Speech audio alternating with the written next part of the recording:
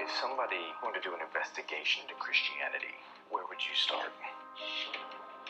If the resurrection of Jesus didn't happen, it's a house of cards. You sure you want to give me that loaded gun?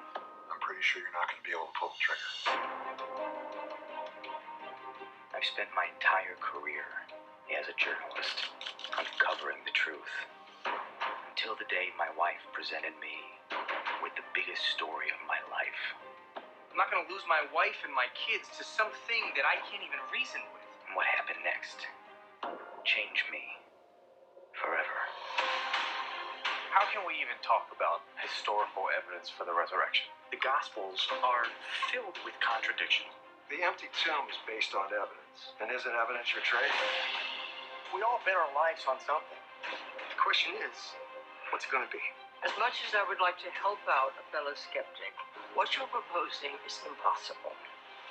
Could Jesus survive being spiked to the cross? There is no evidence of anyone ever surviving a full Roman crucifixion. Just because I write something down and I bury it in the dirt, that doesn't make it true.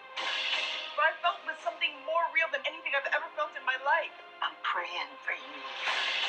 Do you really want to know the truth, or Is your mind already made up? stop blaming me and the church and God and do your job?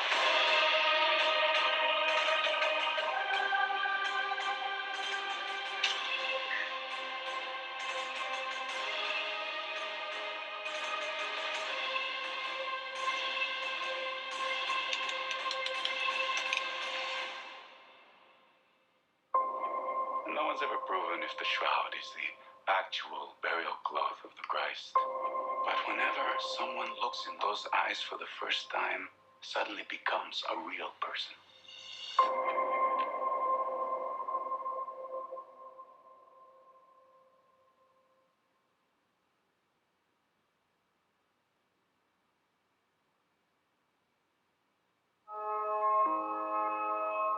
We're looking for people that want to improve their smile. Guys, my name is Bill Watson. I'm with Brighter Image Lab, and we do smile makeovers for people all over the world. The number one thing that you can do to improve your overall appearance is to improve your smile. These are real clients. This is a real before and after. This is a real before and after, and so is this one.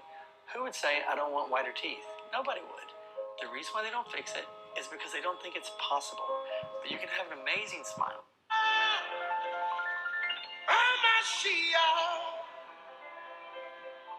Lion of Judah, Akune Chemba, Yeshua, Ramashia, Lion of Judah, Akune Chemba, Yeshua, Ramashia, Lion of Judah, Akune Chemba, Yeshua, Hamashiach, Lion of Judah, Agune Chemba.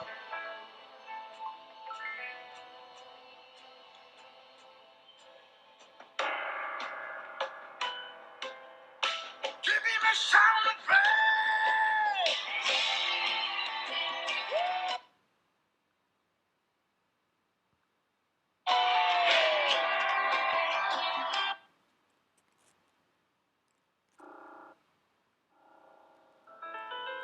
Yeshua, Hamashiach, Lion of Judah, Agune Chemba, Yeshua, Hamashiach, Lion of Judah, Agune Chemba,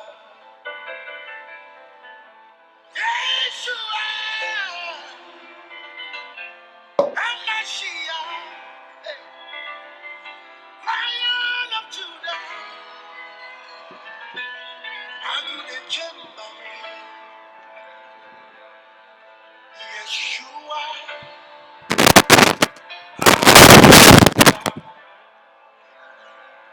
Lion of Judah,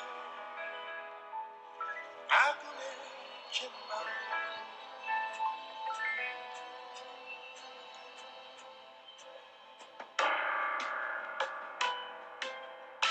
Give him a shout of praise.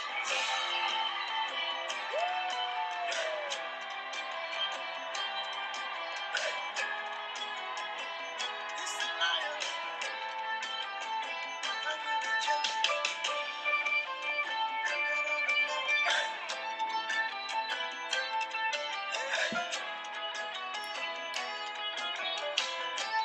Yeshua is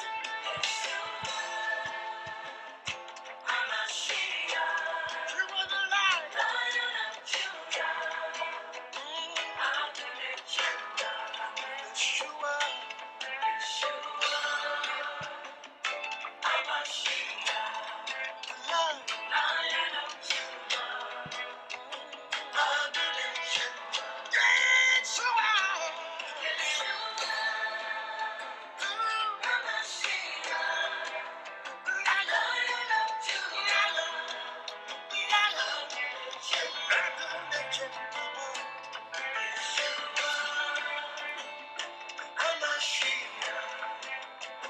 lion of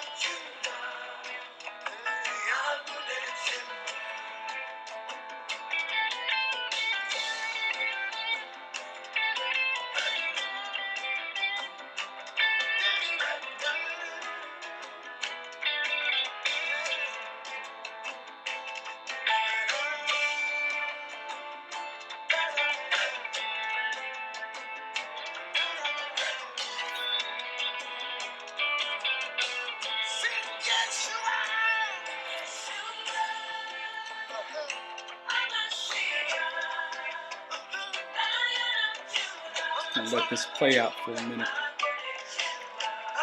It's kind of making me feel pretty good. Just want to soak it in for a minute. Yeshua, Hamashiach, Lion of Judah, Agune Chemba, Hamashiach, Lion of Judah.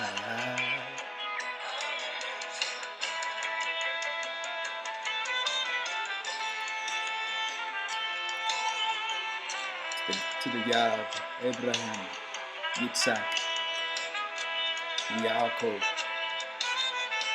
we thank you today.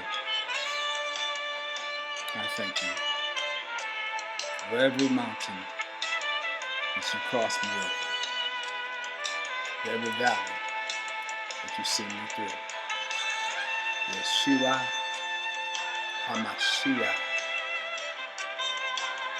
my Savior, Yeshua.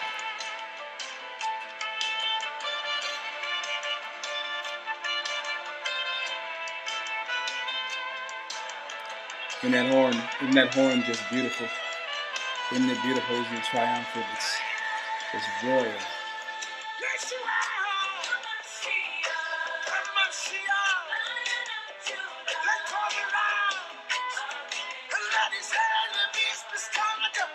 Yeshua,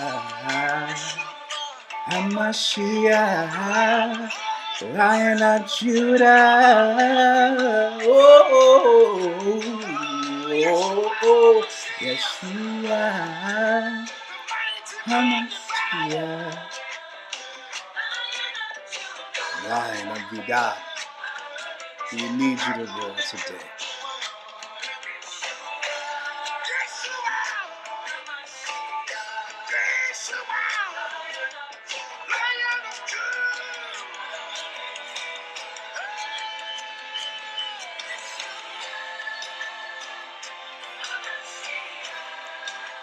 All right.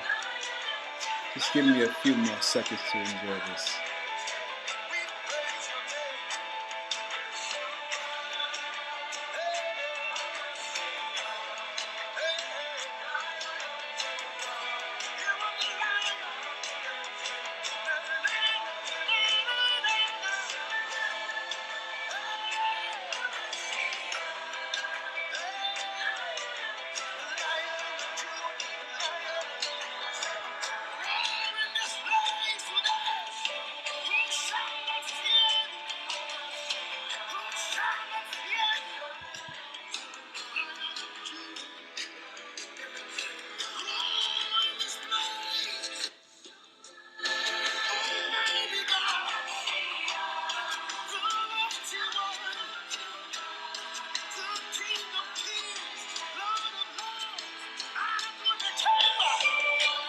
All right. Bless you. Shalom, shalom, shalom.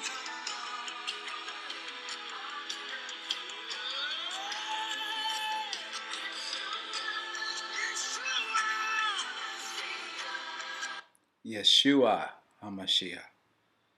Shalom, shalom, shalom. And again, I say shalom. I welcome you to another Sabbath at 7. Just making sure that the volumes and everything are down. Welcome you to another Sabbath at 7. I appreciate everyone for tuning in, to coming in, wherever you are. If you're on Spotify, if you're on YouTube, if you're on Periscope, if you're on Facebook, shalom to you. Today will be more of a sermon. Yeah. Today will be more of a sermon, a message. What I've done is I've infused my current battles with my ability that Yahweh has given me to prepare a people together. So what you're going to hear today is what I, as a sermonizer, as a speaker, as a person who delivers rabbinical truth, I'm infusing the ability to release the burdens that are on my life to you in a form of grace and truth, but also enable you not to receive the bleeding, but to receive the healing. All the while making sure that you receive the truth from the Torah, from the Tanakh, from the entire Word of God. Shalom. So put your pens down, whatever you take notes on today. I want you to just sit back and follow a story, follow a sermon. Here we go. First of all, I would like to thank every person that has been praying for me. In particular, my forward momentum to release. In spite of the design warfare that was meant to take me out. And also the prayers for my health. My undisclosed ailment is not what our land is currently blanketed with. However, it is of the stature that if I'm not fully attentive to it, then it can cause me to be vulnerable to the current pandemic situation if I'm not careful. Also, this will be the last week to indicate, let me just be clear, this will be the last week to indicate via email or direct message that you would like to receive a first shipment copy of the scriptures.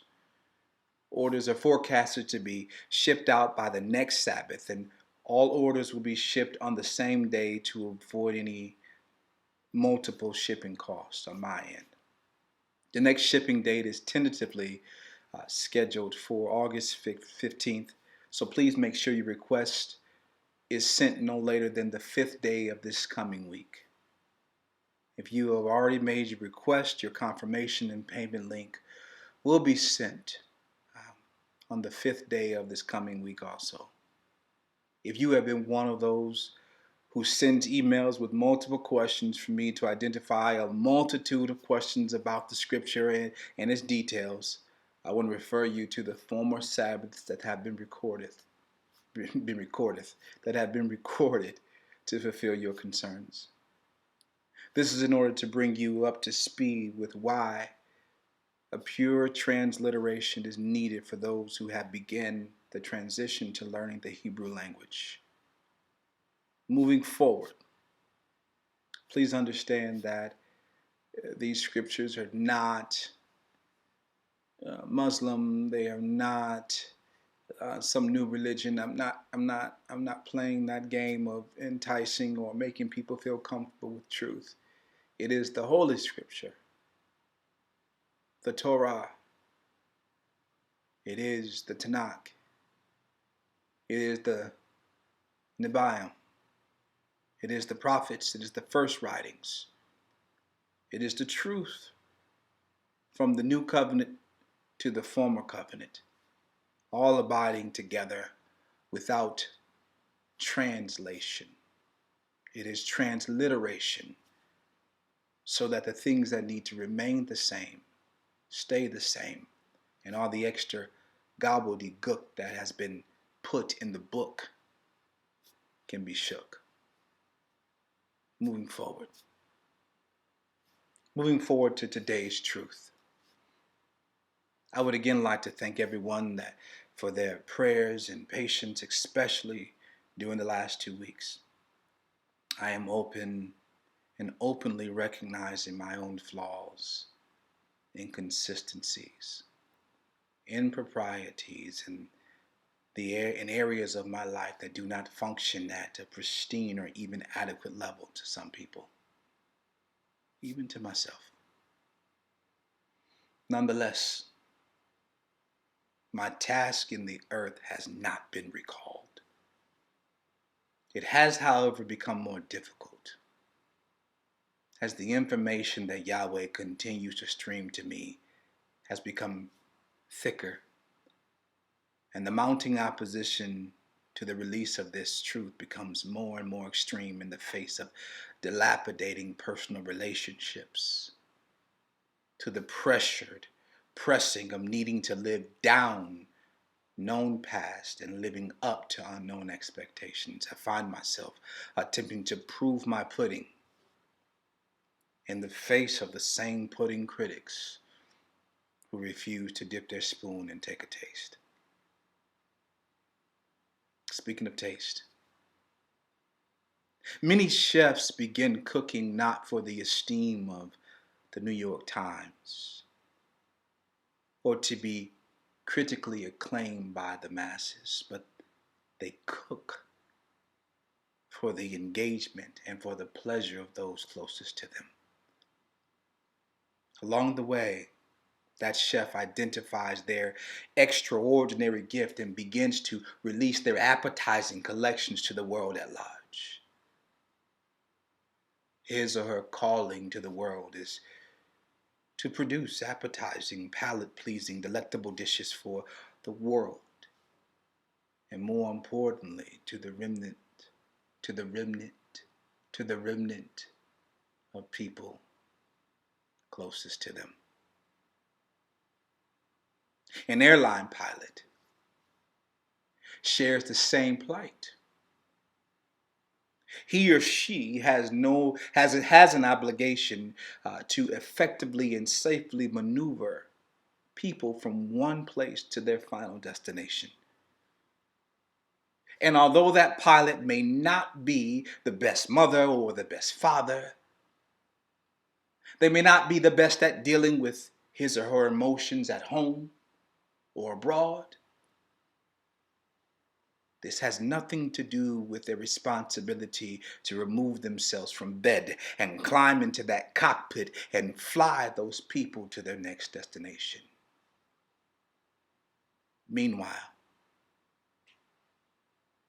while flying turbulent wind and bad airline food happen to the passengers, this pilot, like the chef, must navigate without alarming the passengers or the guest that he or she has personal battles. Yet when the plane lands safely at its intended destination,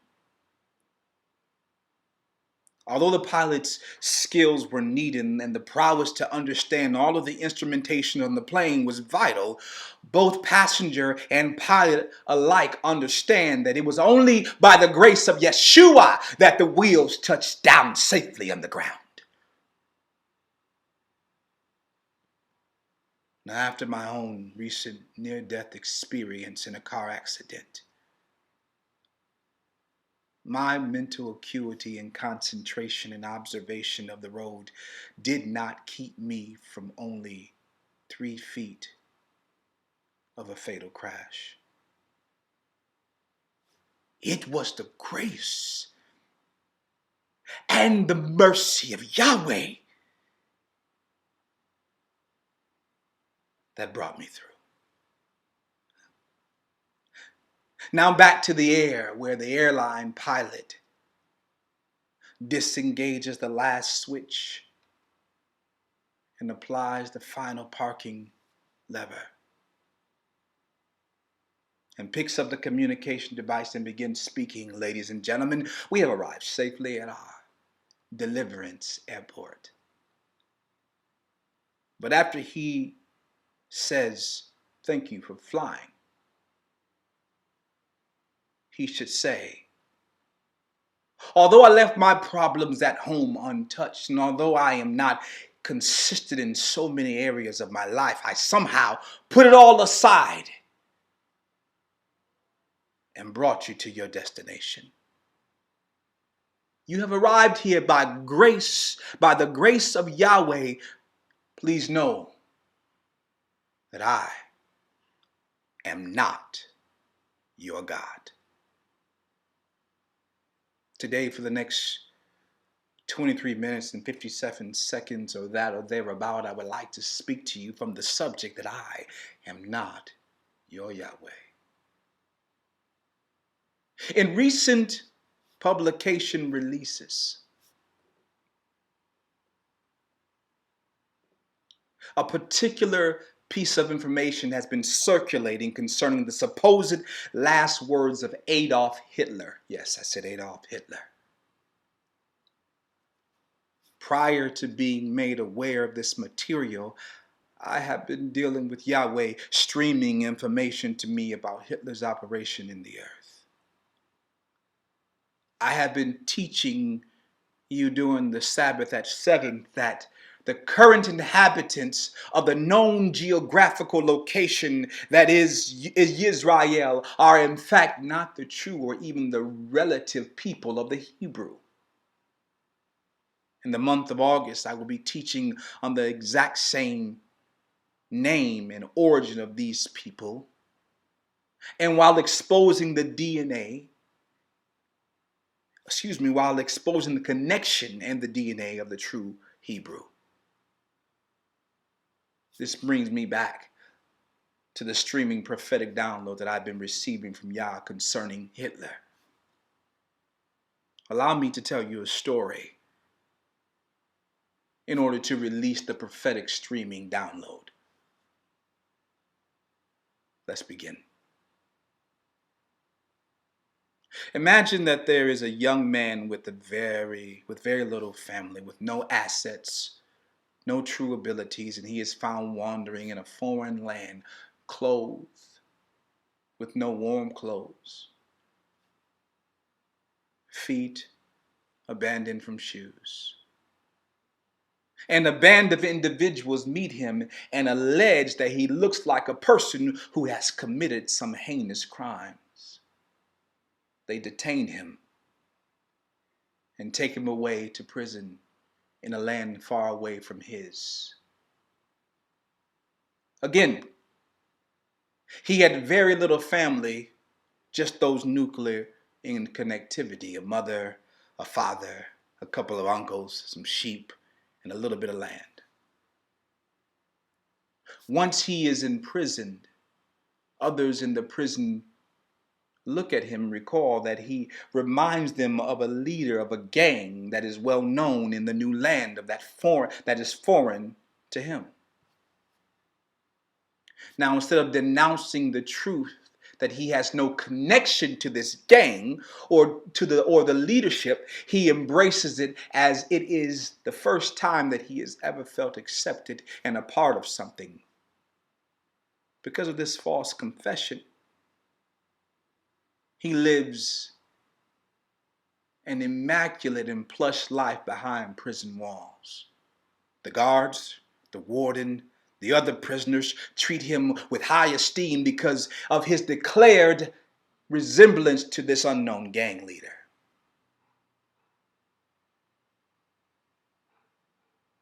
This young man, while incarcerated, reads every piece of literature and listens to every piece of information about the quote-unquote gang. He learns the handshakes, he learns the customs, he learns the attitudes, and even adopts the principles of the known gang. Meanwhile, unbeknownst to him, members of a small sector of a rival gang inside the prison walls learn that one of the high-ranking leaders is being transferred to that very prison. And to avoid any clash with the upper echelon resident gang, this unknown gang keep their profile low because they don't want or don't have the manpower to compete with this affluent gang in his group. Now, the high-ranking member of the small gang has made his arrival below the radar to the prison. He seeks immediately to stake the claim to the throne of the prison system. Covertly, he finds out everything about this imposter and the head of the thriving gang, including his home, his uncles, his mother, his father, his sheep, his land. He learns of the whereabouts of the imposter's mother, father, uncle, sheep, and land. And although what he did not find out in all that information was that he was indeed an imposter. And all that high-ranking opposing gang member knew was that he needed to take out this person's reign with covert precision in order to complete his takeover. He then orders a hit on the plot of land, to burn it up, to kill the uncles and the sheep,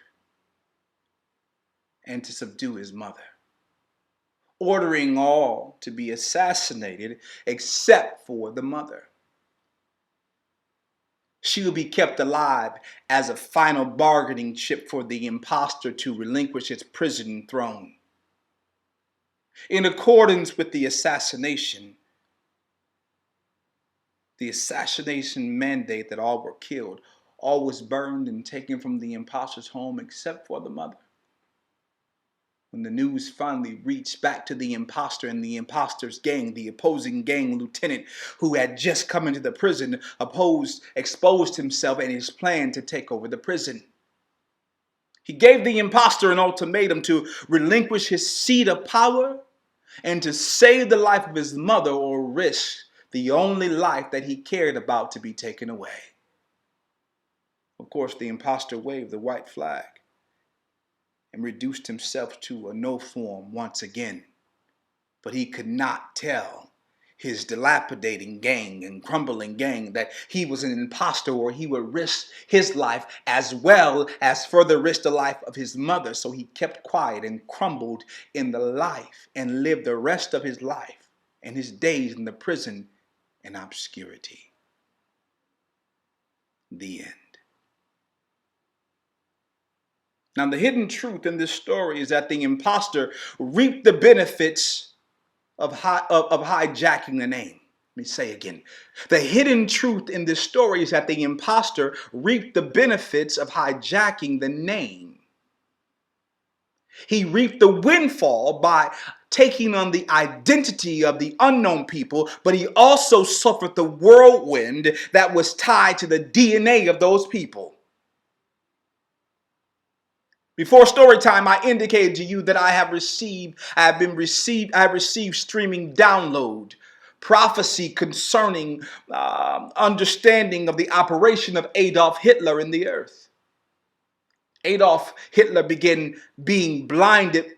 Now get this, being blinded by his own hatred, animosity, and venom towards the current Jewish land inhabitants. His own hatred and venom toward the current Jewish land inhabitants set out to destroy everything about them. He, being bound by his hatred and his known history of these people, but he never knew that they were imposters. Much like the Pharaoh, the Egyptian captivity, the Assyrian captivity, the Babylonian captivity, the Persian captivity, the Greek captivity, the Roman captivity, and even the American captivity. Yahweh pronounced judgment upon his chosen people in order to bring them to the end of themselves and back to the heart of their Abba, their Father. This is evident as we see that it is spoken in Wayikra, or Leviticus 26:44 through 45. And it reads, and yet for all this, when they are in the land of their enemies, I shall not reject them, nor shall I loathe them, so as to destroy them and break my covenant with them. For I am Yahweh, their Elohim. Then I shall remember for their sake the covenant of the ancestors, whom I brought out of the land of Mitzrayim, before the eyes of the nations, to be their Elohim. I am Yahweh.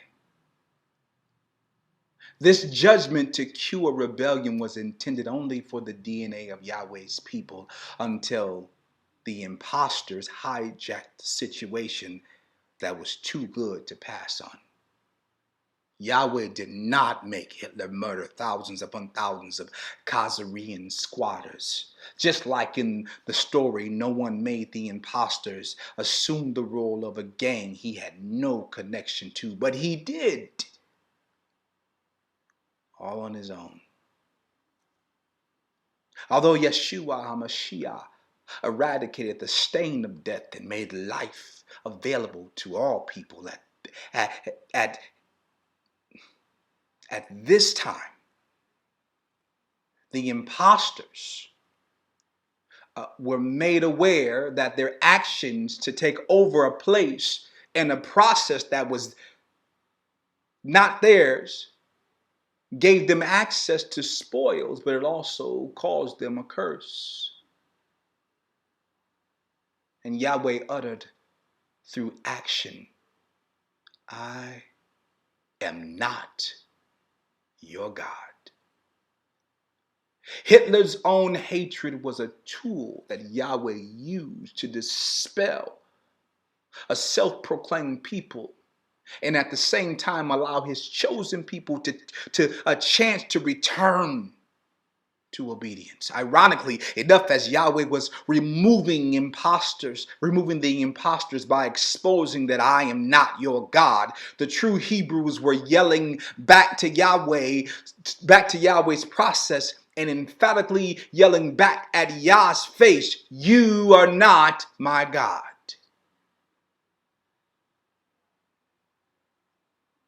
Now go back with me, if you would, please, to another form of you are not my God. Back to the pilot at the beginning of this message after the plane had landed and the destination had been reached. The passengers of the plane get off, shook the hand of the pilot, thanked him for his passage, and continued to announce, yeah, but you are not my God. It's obvious that the pilot knows by way of leaving all of his human flaws and incomplete situations at home that he knew that he was not a God, that he knew that he, even with all of his training, understanding that he was but a man. But he was reminded by those who he helped to get to their destination that he was not their God. Hebrews and Gentiles alike, I would like to persuade you that the task of those bringing you to a revelatory experience to understand the truth that has been lied to you is not predicated upon our ability to be great or even better than you expect us to be in other areas of our life, but it is our charge to bring you to your destination and inform you that Yahweh is your Elohim and you are the people. Now, if you would please leave the airplane with me and journey to a place where Adolf Hitler carried out atrocities against a people who chose to take on the property and personhood of a people who were in the midst of judgment. The First World War played a decisive role in Hitler's life. It gave his life, which had been rather unsuccessful up until then, a new purpose. Now, in 1914, he enlisted in the German army, which, together with the Austro-Hungarian Empire, was fighting France, England, and Russia. Although he saw little action, he did receive an award for his courage shown. When Germany surrendered in November 1918, Hitler was in a military hospital.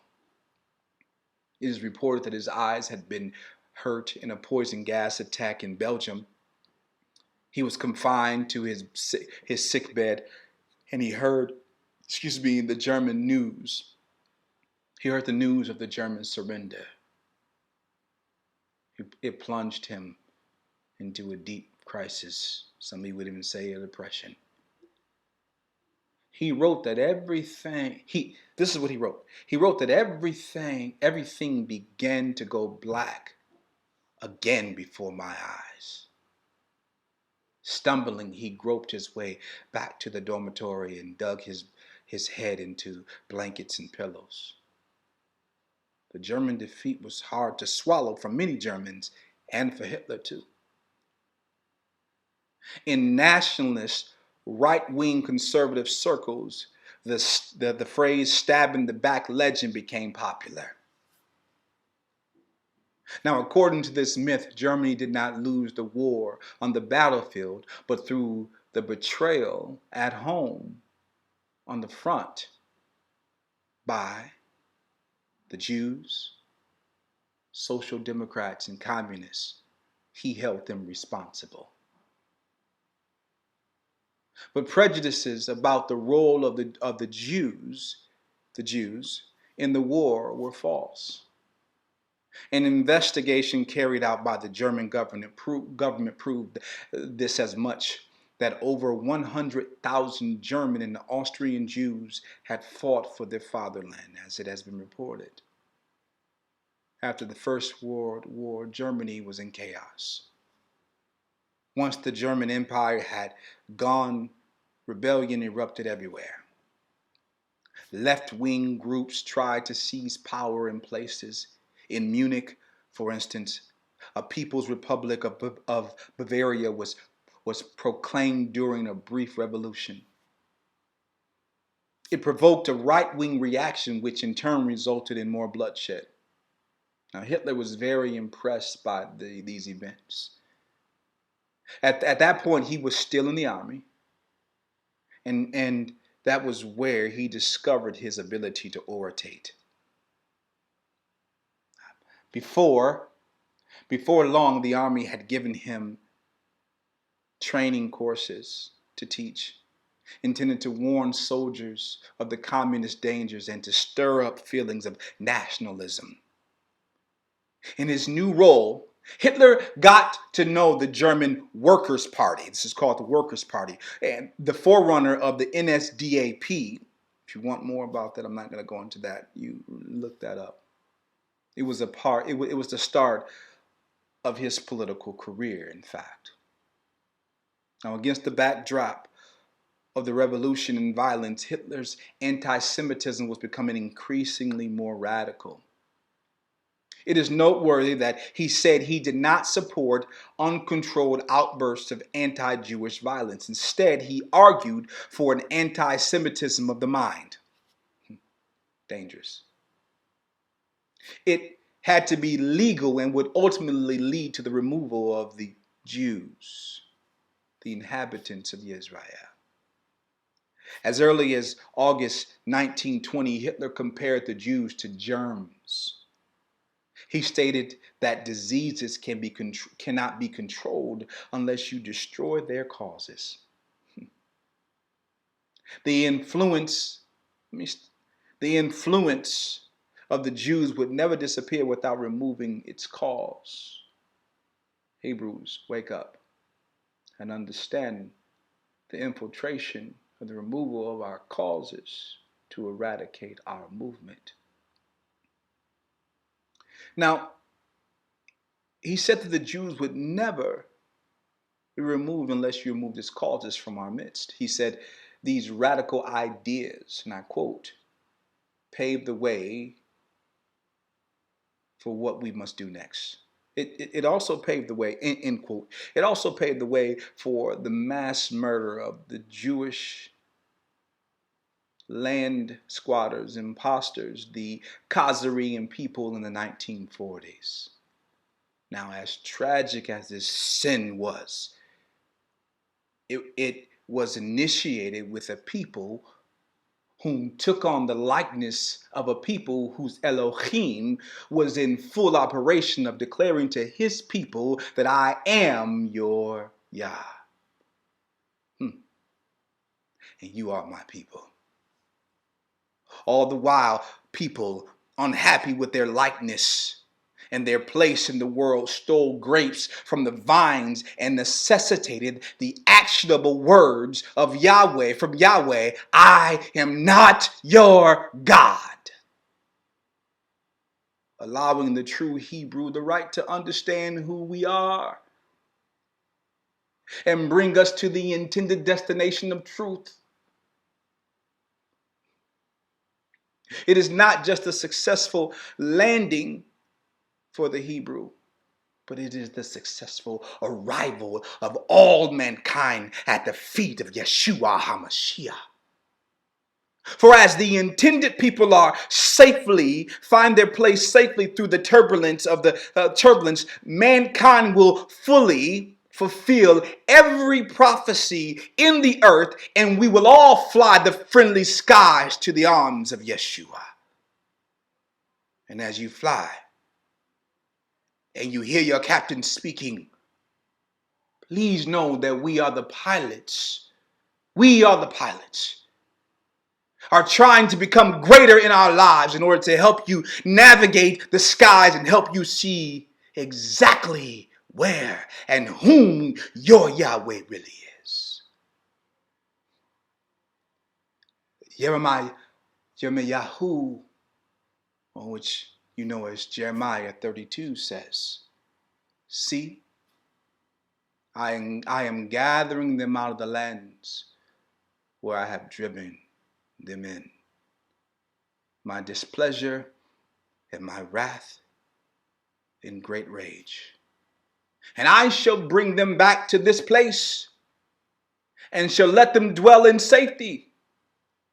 And they shall be my people, and I shall be their Elohim.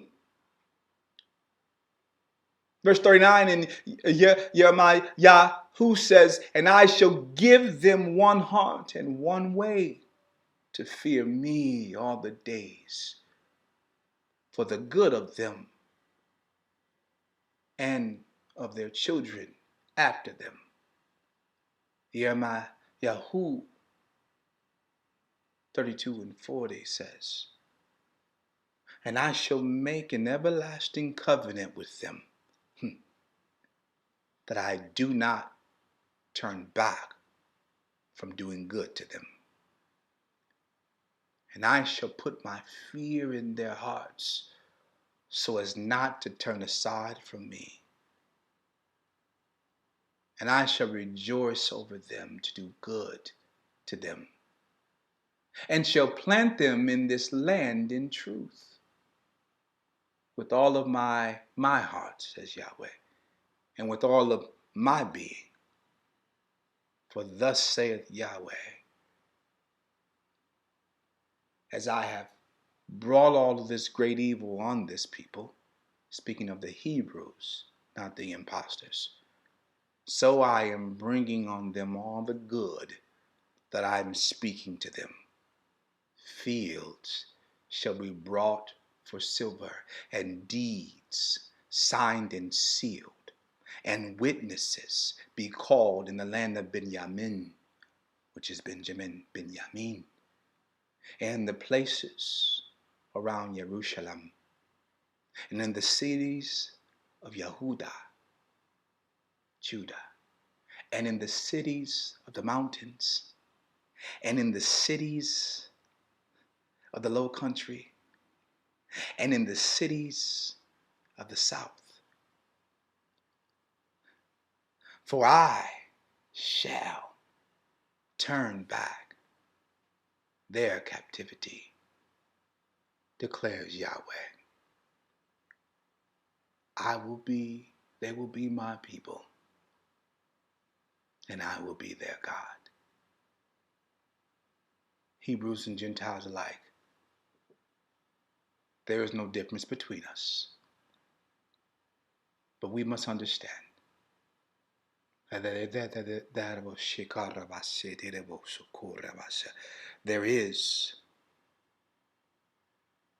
is an Elohim who declares that I'm removing the stain away from those who have been imposters, not because they were so bad. Yes, it was an atrocity. It was terrible what happened to these people. But we must remain. We must remain in our place. We must remain in our seats so that Yahweh can carry us to our destination. Because I don't want to hear Yahweh say to me ever, I am not your Yah. I want to follow the path that he has for me. And I ask you, as I continue to reveal this rabbinical truth, keep me in your prayers. I want your love. You. I want your love. But I cannot make that decision for you. You must decide. Until next time, I bid you shalom. And to the Yah of Abraham, Yitzhak, and Yaakov, our Yah, I say to you, with no more indication, now unto him that is able to keep us from falling, and present us before his presence with exceeding joy, to the only wise God, that if my people, who are called by my name, would humble themselves and pray and seek my face and turn from their wicked ways, then will I hear from heaven. Then will I forgive their sins. Then will I, heal their land, but give them access to who he really is. Shalom.